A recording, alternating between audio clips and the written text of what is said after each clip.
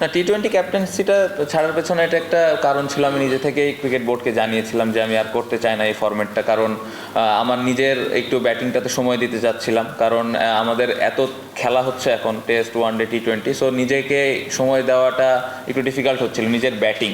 So ওই জন্য টি-20টা আমি বোর্ডকে রিকোয়েস্ট করেছিলাম যে আমি ওই জায়গাটাতে ব্যাটিংটাতে আর একটু ফোকাস করতে চাই, যাতে করে আমি ওইখানে ব্যাটিংটাতে একটু বেশি কন্ট্রিবিউট করতে পারি দলকে। এবং যেটা আমার মনে হয় যে সামনে যদি অপরচুনিটি আসে তাহলে আমি হয়তো আরও ভালোভাবে কন্ট্রিবিউট করতে পারবো। এখনও জানাইনি, জানাবে ইনশাল্লাহ। না, সবাই তো কাজ করছে সারা বছরই, যখন যে ফ্রি টাইম থাকে সবসময় কিন্তু স্কিল নিয়ে কেউ না কেউ কাজ করে। এখানে আপনি যদি দেখেন আসলে স্কিল নিয়ে কাজ কতটুকু হচ্ছে এটা তখনই বোঝা যখন আমরা আস্তে আস্তে রেজাল্ট হওয়া শুরু হবে। এই মুহূর্তে যদি বলেন খুব বেশি একটা ভালো রেজাল্ট হচ্ছে না, সো হয়তো আরও কোনো জায়গায় আমাদের একটু কাজ করা লাগবে।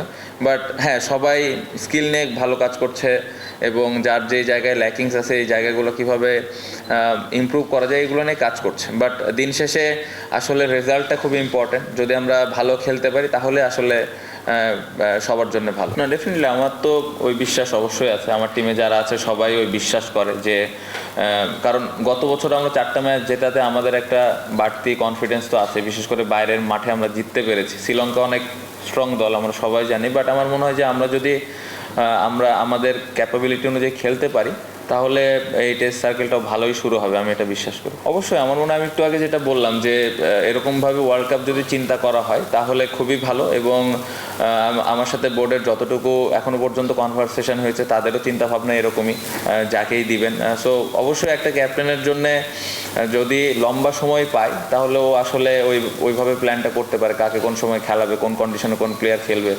আমরা অনেক সময় ব্যাটিং পজিশন নিয়ে অনেক কথাবার্তা বলি, সো এই জিনিসগুলো ওই ক্যাপ্টেনের পক্ষে ঠিক করে ফেলাটা সহজ হয়। সো আমি আশা করবো যে এইভাবেই ক্রিকেট বোর্ড দিবেন। এবং অলরেডি তো টেস্টে একটা সুন্দর স্টার্ট হয়েছে, আমি আশা করবো যে ওয়ানডেতেও এরকমই কিছু একটা প্ল্যান করবে। Obviously, I think we have got some good cricketers, and last circle we did well in Test cricket, especially away. So against Sri Lanka we had some good memories as well. We win against Sri Lanka in Sri Lanka, if you remember, in 100 Test match. So we have that opportunity to do well again. So I hope boys are doing well here, and I hope boys will do something special in their condition as well. অবশ্যই জরুরি, দেখার জন্য না। আমার মনে হয় Murad performer, first ক্লাসে যেভাবে বল করছেন লাস্ট কয়েক বছর ধরেও পারফর্ম করেই কিন্তু বাংলাদেশ দলে এসছে। তাইজুল ভাই অনেক বছর ধরে ভালো করে যাচ্ছে, যেটা একটা পজিটিভ দিক। সো আল্লাহ মাফ করুক যদি আমাদের তাইজুল ইনজুর্ড হয় বা আমাদের একসাথে 2টা লেফট আর্ম খেলানোর প্রয়োজন হয়, আমার মনে হয় মুরাদ ভালোভাবে রেডি আছে।